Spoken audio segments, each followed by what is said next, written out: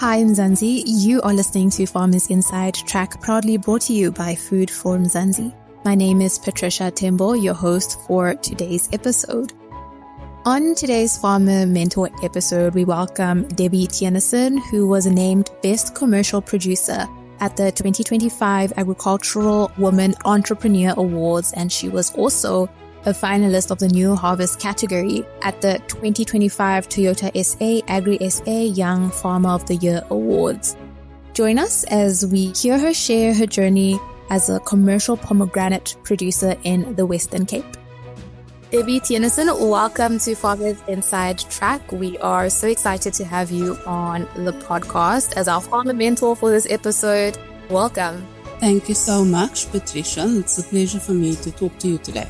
Great. So, Debbie, you are the owner and the managing director of Bovenvlei Farm in the Western Cape, and you have also received Best Commercial Producer last year, among several other awards. I know I met you at the 2025 Young Farmers Award in Johannesburg, where you were also one of the finalists for the New Harvest, I believe. So you're quite successful in the farming business, but of course we know every story has a beginning. So maybe you could talk us through how your journey into pomegranate farming actually began. How did this all start for you? So our entry into farming started in 2015. Before then, I was not at all involved with agriculture. I was involved with food production, manufacture, but not primary production. And it started with a request for a water application. A water use license on the farm is in question now, in exchange for 30% of the production. So we were successful with that application, and it came through in 2015.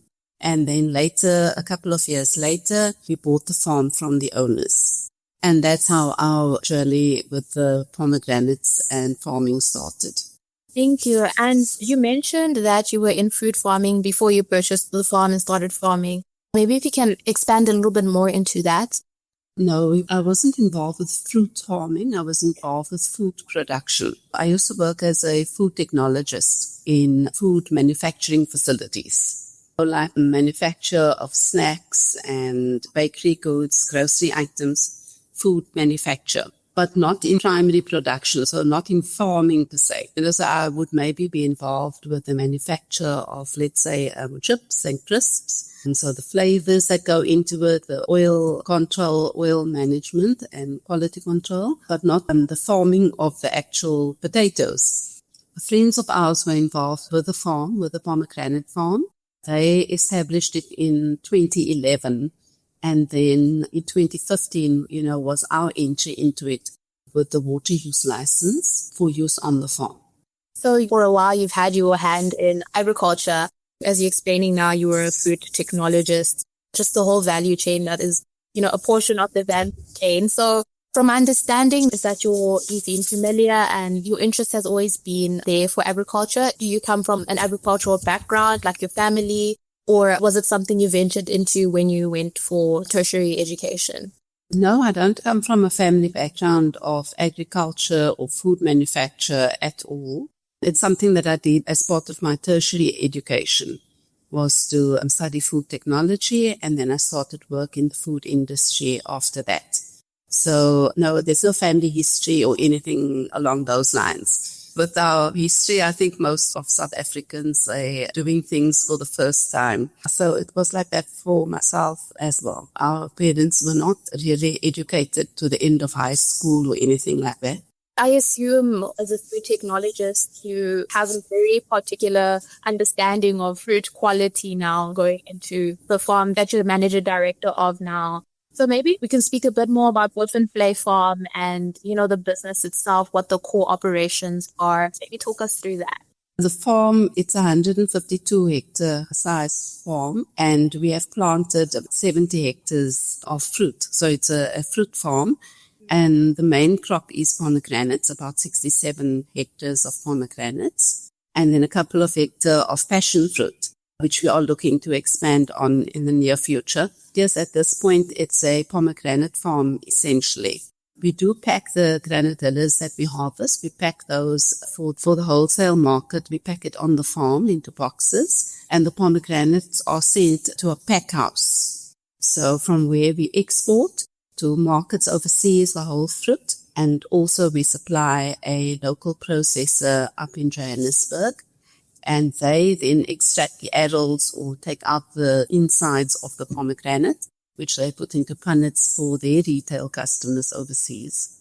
So that's our business on the farm, is to grow the pomegranates and the granadillas, to pack the granadillas and to send the pomegranates to the pack house. But also we work closely with the pack houses to schedule the runs, confirm customer specifications and adherence to the packing standards. So at the time of packing, whenever they are packing our product, we have someone on site at the pack house to help us in that regard. We also team with the exporters to have an inside line on what's happening in the market so that we can be a part of decisions about the supply. And then we deal directly with the local processor up in Johannesburg. In terms of the exporters, very often farmers tend to hand over to the exporter, and then only several months down the line you kind of get a feedback really on how the product's done and if there are claims and what's worked well there and so on. So we found that a little bit that you were operating a bit blind. So that's why we also have better, closer working relationship with the exporter, and just feel part of the decision making at the time. That's really what our core business is about, the pomegranates mainly, and then a little bit of granadilla. So you mentioned that you took over the farm in 2015, but it was established in 2011. When you took over the farm, how has it scaled from that time to now? I think this is the 7th year. Yeah, maybe do that, please.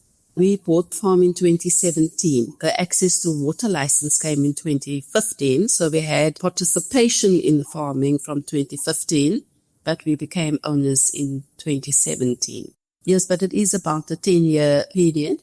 And really the orchards had already been established. The existing 67 orchards had been planted over a 5-year period. So some of it had been planted in 2011. Some of it in 2012, then there was a gap year, and then the other was planted in 2014 and 15, I think, if I'm speaking correctly there now, with a gap in between.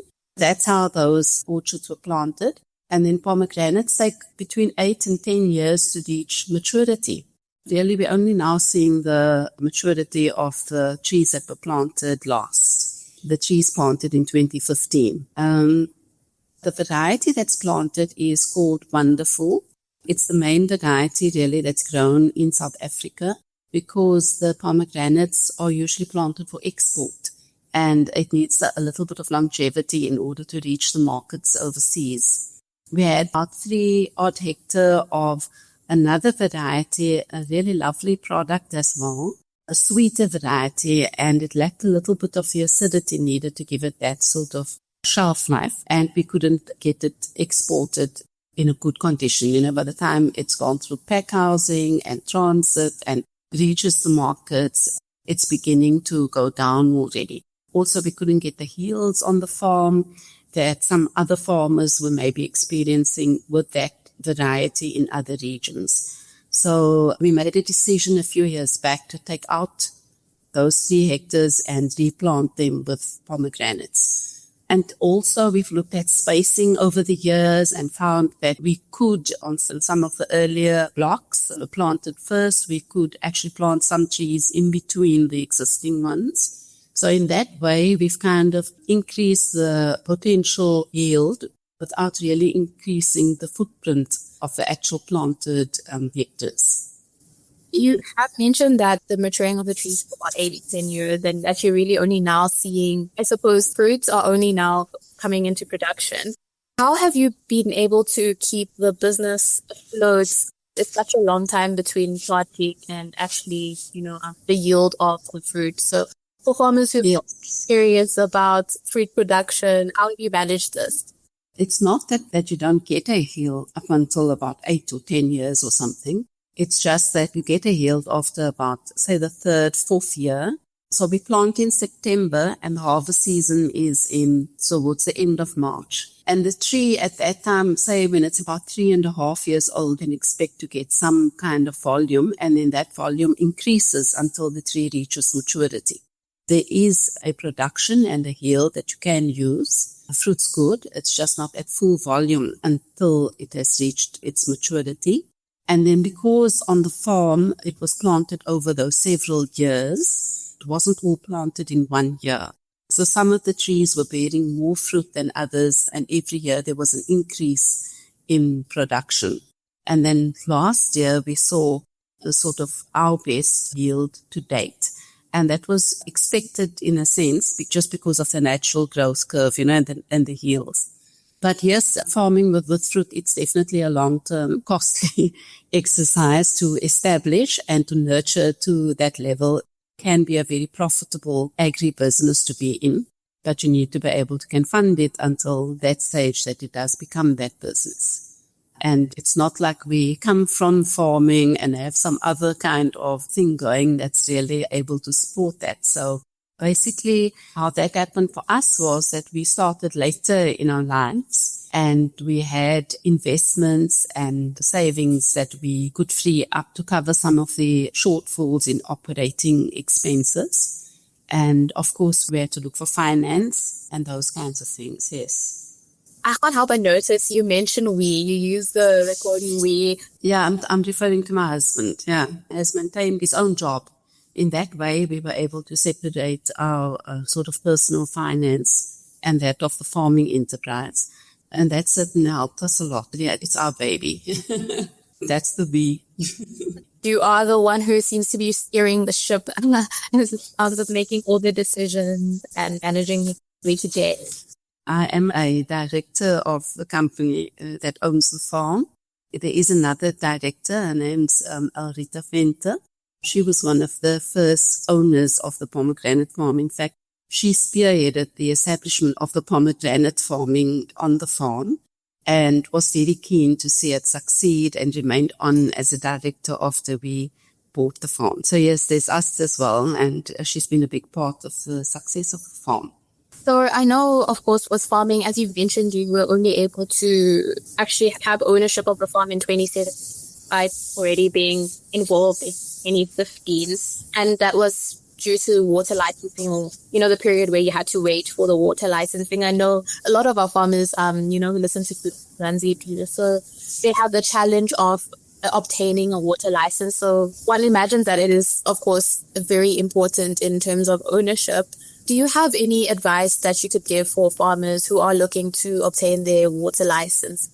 Well, that's a difficult one. At the time, the Department of Water Affairs made it known that they had a certain allocation of water in that particular area of that Berg River that they were looking to put towards, preferably towards sort of a transformation within the agricultural sector. So that's when we decided to apply and in that way become involved in the farming. So it was kind of something that came to us almost, rather than us having been out there looking. I know at the moment that it's very difficult with water scarcity and things like that, and also just the reallocation of water, and that's a long process, can't necessarily disturb or jeopardize established farming businesses. That's a very difficult matter. I think we're just fortunate at the time, that we became aware of it and made application, and we were successful in the application.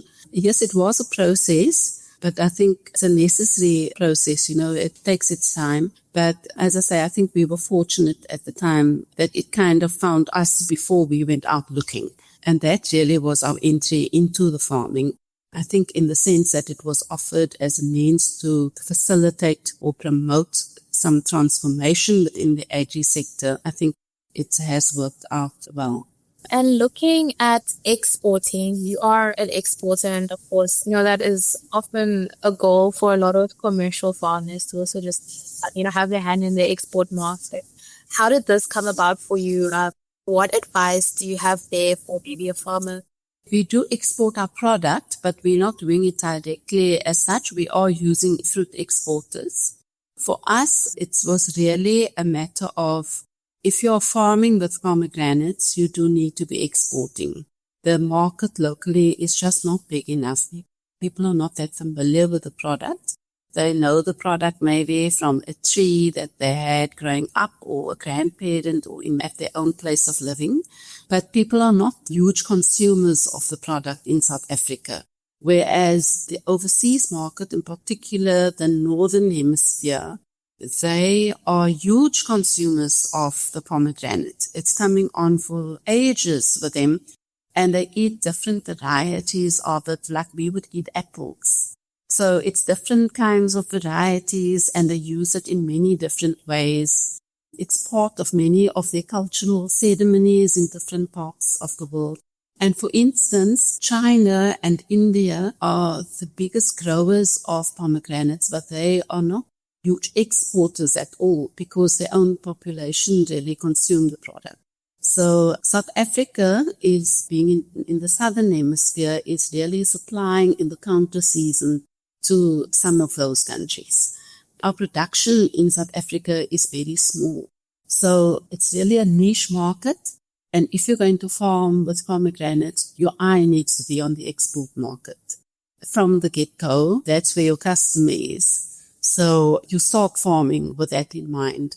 And with that in mind, if you are going to export, there are requirements on you in terms of your operations, compliance to Global GAP, CISA, and other retail accreditations. And also things like the protocol for management of false codling moths. Those are things that you just have to have in place as part of your operating practice, because without it, you cannot export. And without export, you're not going to have a customer. So that's really the story of that. It came as part and parcel of farming pomegranates, that yes, you are in the export market. Thank you for sharing. As you've mentioned, because it's a niche market, I think naturally then it's the main market would be the step is to look into exporting. Speaking about technology, I know technology probably plays a huge role in the orbit, and just with irrigation, everything. And I assume it has also played a huge role, being able to production-wise in terms of, ensuring that we're able to yield from the trees. So could you maybe speak about the role that technology is playing in the business as well you're using? With regards to water and water management, we make good use of technology in that regard. We started with probes on the farm in the different blocks, in the different orchards, with probes that tell us about the water saturation. And we would also dig every now and again just to check the information of the probe, with what we're seeing visually. But we've also now kind of computerized that so that it's something that is just easily accessible, and for all of management who can have a look at the water delivery within the different blocks, so that at any given time you can have a look and get a graphic representation of what the irrigation status is. Not whether it's turned on or not, but actually you need the soil to what level is it watered. So yes, in that way, we do make use of technology a lot. We also make use of technology in terms of the fertigation and the soil conditioning. So we know about the soil and the kind of soils that we have. But we have people out every year. They come out to do an assessment of the actual needs. So they'll say there are certain parts of the farms or certain blocks where it's maybe a little bit higher in certain nutrients and deficient in others, or lower. And then it's not the same all over on the farm. And then we are able to go ahead and dose in a very specific way at the different parts of the farm. That's the extent to which we are going with the use of technology on the farm. And that is about the soil conditioning before we really start up the season. Within the season, we are doing irrigation and fertigation on an ongoing basis as well. So forest farming has risks, especially natural risks, and a lot of challenges that farmers face. And I'm sure you're not an exception, when it comes to farming in general. So maybe you could just speak a little bit more about some of the challenges that you have encountered as a farmer, as a pomegranate commercial farmer, and how you have navigated some of these challenges.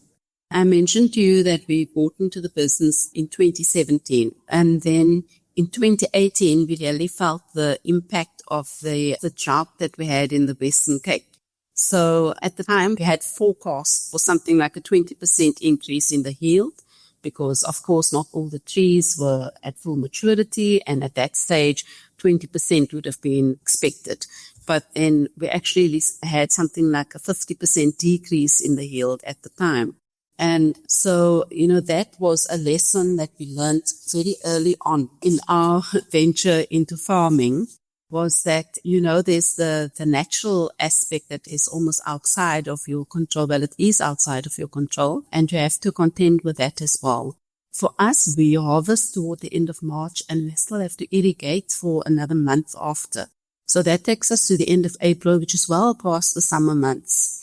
And if there are any sort of water restrictions, then by the time the end of February, January, they start saying, no further access to water. So we realized the need to secure the water, or our allocation of water, to be able to can store and secure what we were able to, or would be allowed to extract from the river.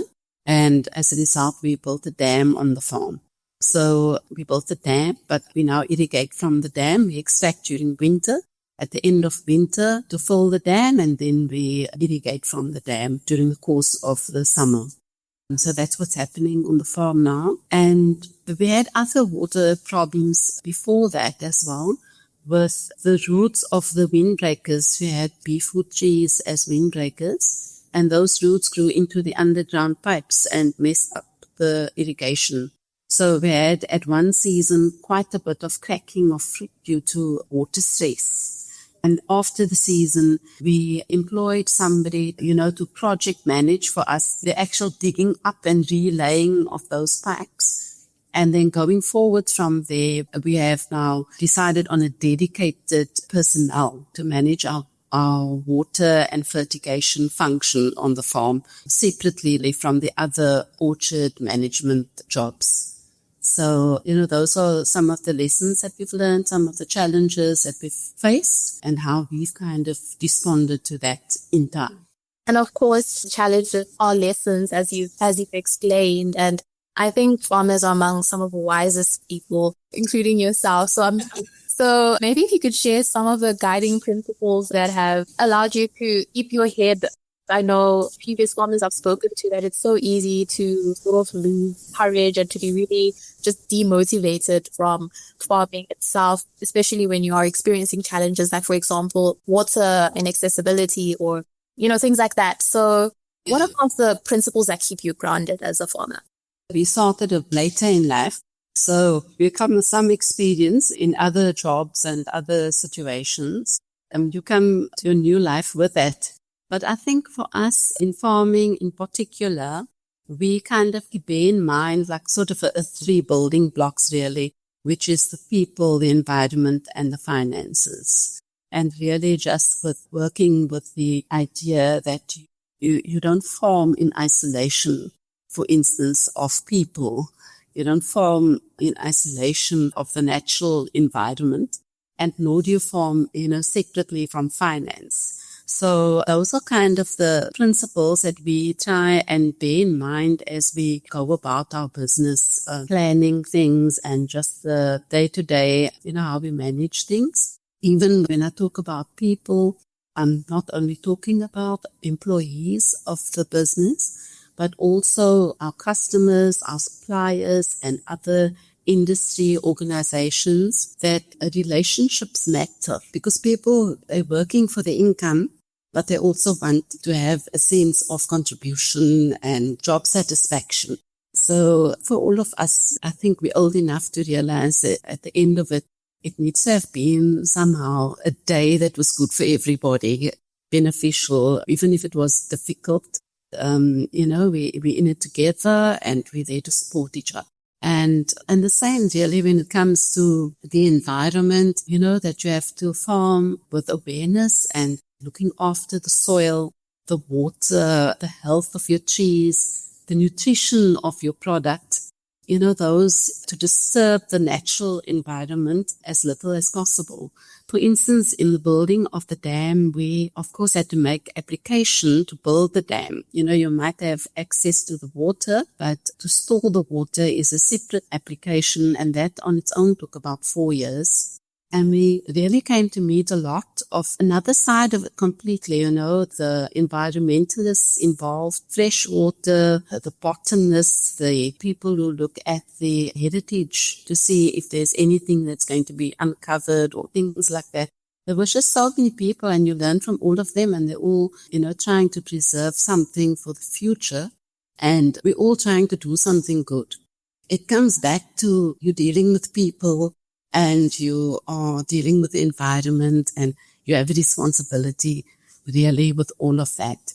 As much as you want to do it all and be all things to everybody, you're working within a budget, and financially it's incumbent really on you to continuously check the flow of the money against your budgets and your targets and so on, because there are people whose very livelihoods really are dependent on your responsibility in that regard.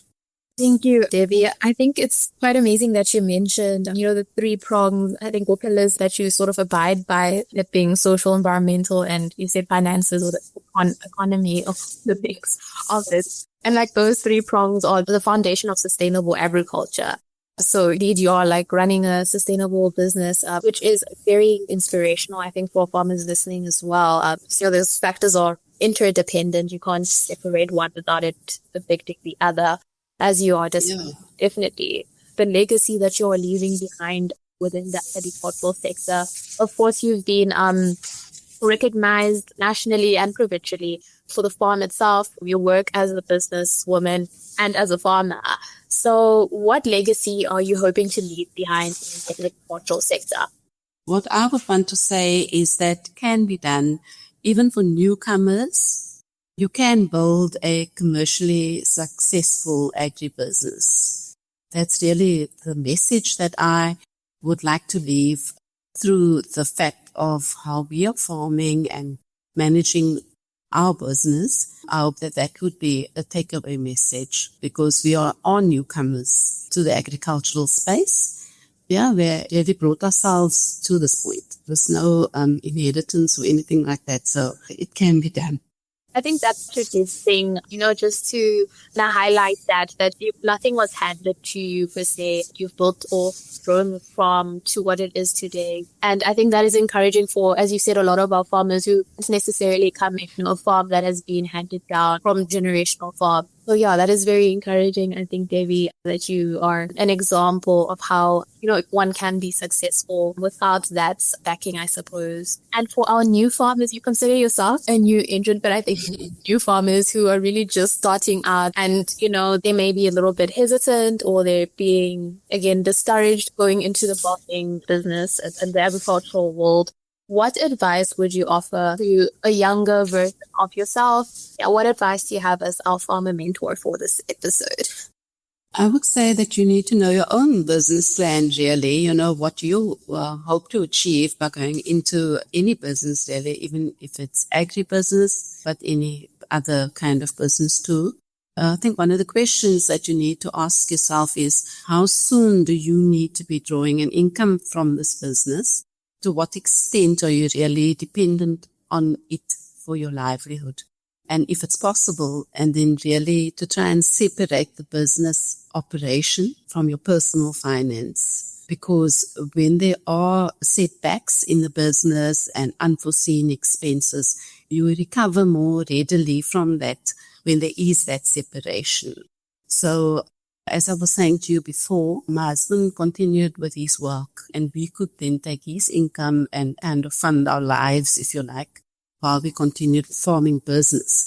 So we weren't dependent financially on the profit of the farm, because it was far from profitability yet at the time in that sense. But, I would say then, if you want to be in the space of agriculture, find out about where there is land and equipment and that you can hire if you're not able to afford directly, and start smaller if necessary, even with cash crops and shorter term agri projects, and use those as stepping stones towards your bigger dream in agriculture. You can save along the way, you can do those things. It doesn't have to be a straight line to 10 years further down the line from planting trees. There are many ways. It doesn't work the same for everybody. As I say, I'm really speaking here as somebody who is new in agriculture. I know there are people who have spent their lives in agriculture and dream of being able to say that they own land or farming for themselves. So it's not easy and you can't do it on your own. But if it is your dream, get to know the extension officers in your area, talk to them about it, speak to the other farmers. Sometimes they're prepared to give you a portion of land that you can use. There are other ways to do things. And pursue it, look at what's your next step and make work of that next step and then move on to the next one. Don't feel isolated in your endeavor. Keep contact with the industry, the specific industry that you are interested in. Like for us with the pomegranates, we joined the Pomegranate Association. I was onto the board of directors for a while because I wanted to understand more about how the industry worked and, all of that kind of thing. So the extension officer in our area knows us very well. He understands where we're going with the business. We talk to them about it. Suppliers and customers, we seek feedback from them on their perceptions of the business because they see so many others and they can sometimes give you a heads up on something valuable. So even just reading about the trends locally outside of your own business, but what else are other farmers doing locally or abroad? It can maybe help you in evaluating changes that you want to make as you grow and expand your business. Also, a very important part of it is to remain informed about what's happening and not to isolate yourself on this journey. I love that. Thank you so much, Debbie, for sharing. And I'm pretty sure our farmers who are listening, have gathered quite a lot from what you have shared, both inspirational and practical advice. So thank you so much, Debbie. I don't know if there's anything else that you would like to touch on the podcast before we close. Maybe there's one thing we had out from the Department of Agriculture. If I think back, if I look at our business, what helped us succeed was the fact that our rector stayed on board as a director. She has vast knowledge in experience really in agriculture. She has spent her career in agri and she has specific knowledge on plant pathology and has completed a doctorate in post-harvest diseases of pomegranates. So really an expert in the field. And her presence has been so encouraging and reassuring to us because if there was anything, why are the leaves looking like this? Or is there something to worry about, She could look and give you a definitive answer, point your investigation in a definite direction.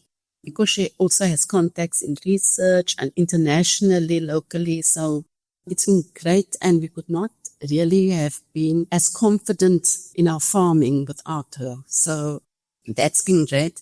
We were also introduced to a chef, Capital Harvest, as banking partners. They tailor their products really to farming, so they know about the industry norms. They know about the seasonal expectations.